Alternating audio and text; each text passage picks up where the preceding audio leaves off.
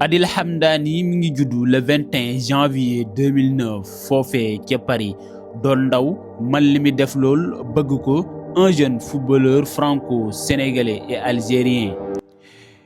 Évoluant comme attaquant ailier gauche à l'Olympique lyonnais. Fils d'un père algérien et d'une mère sénégalaise, ce talent précoce possède la double nationalité, voire la triple nationalité française, algérienne et sénégalaise. Adil Hamdani doon ndaw bu man li mi def lool, sa polyvalence et sa qualité footballistique permettre ko ñu yéegal ko ci équipe première bu Olympique lyonnais à seulement 16 ans en novembre 2025. Il est au cœur d'une bataille entre la France, Sénégal et l'Algérie pour sa carrière internationale. Doomu Paris bi di Adil Hamdani mi ngi door football ci club buñ naan Valenciennes foofu nekk na fa entre 2014 ba 2020. Ensuite mu rejoindre club buñ naan l'US Villejuif pour 2 saisons, septembre 2020 ba juin 2022, avant muy intégrer centre de formation bu Lyon en 2022. Gannaaw bi mu wone jaar-jaar bu am solo, xarañteef ak man football dans sa jeune carrière, le 8 juin 2025, le jeune talent précoce di Adil Hamdani ñu tappal ko grade bu ñu tëppalul benn ndaw ci âge bi nga xamante ne amee na ko. ñu tabb ko meilleur jeune de la saison dans la catégorie U17 à venir muy Golden Kit.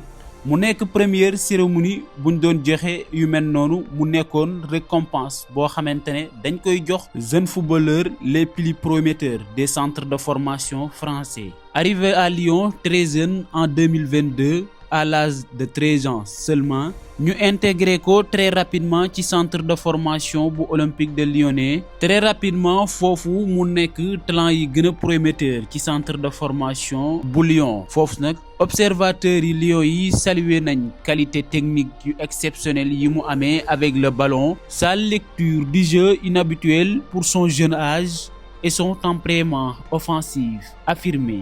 Staff technique bu Lyon xale bi jaaxal leen, impressionné leen ndax li muy def ci jeune âge am.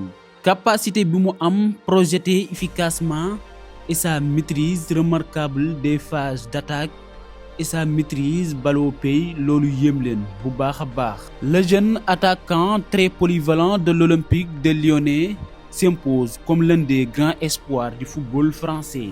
Le 23 novembre 2025, Hamdani fait ses débuts professionnels en Ligue 1 lors de la 12e journée face à l'Auxerre.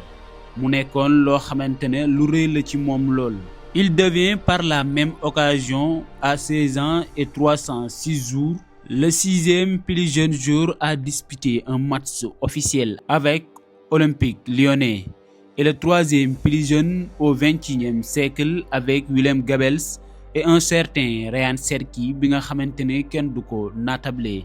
Il est également le 2e joueur né en 2009 à jouer en Ligue 1 après Brian Madjo. Le 29 janvier 2026, Adil Hamdani a marqué les esprits en Europa League. Def ab record européen à 17 ans et 8 jours boo xamante ne kenn mësu ko def ci club bi di Lyon en Coupe d'Europe.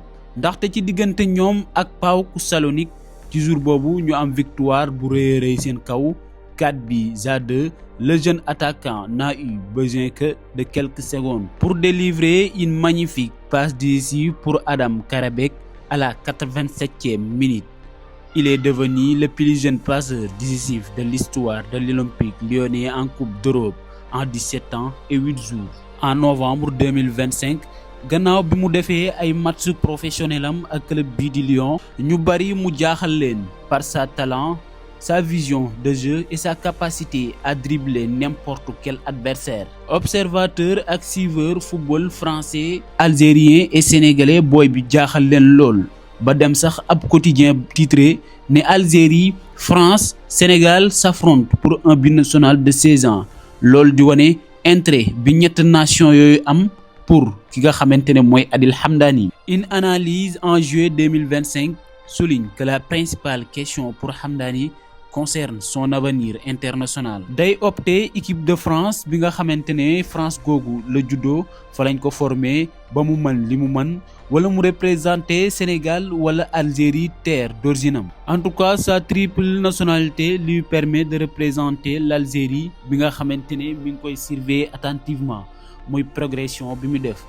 fene gi nga xamante ne dañuy développer une politique active de recrutement des jeunes binationaux français d'origine algérien ay at a ngi nii ñi ngi dox ci yu mel noonu ki nga xamante ne mooy Adil Hamdani nag léegi bokk na ci seen cible prioritaire moom mi nga xamante ne ñooy waa Algérie loolu nag war a waral fédération sénégalaise de football war a jug ci booy bi nga xamante ne mooy Adil Hamdani nga xamante ne depuis quelques mois mi ngi manifester ay intérêt ay signes yoo xamante ne day wane que ne Sénégal la bëgg a fugal malgré que ne concurrence bi bari na lool malgré que ne fédération algérienne de football mi ngi ci malgré que ne France mi ngi ci waaye Sénégal war naa taxaw ci booy bi pour andi ko parce que il a le talent il a la capacité pour devenir un jeune crack dans le football moderne.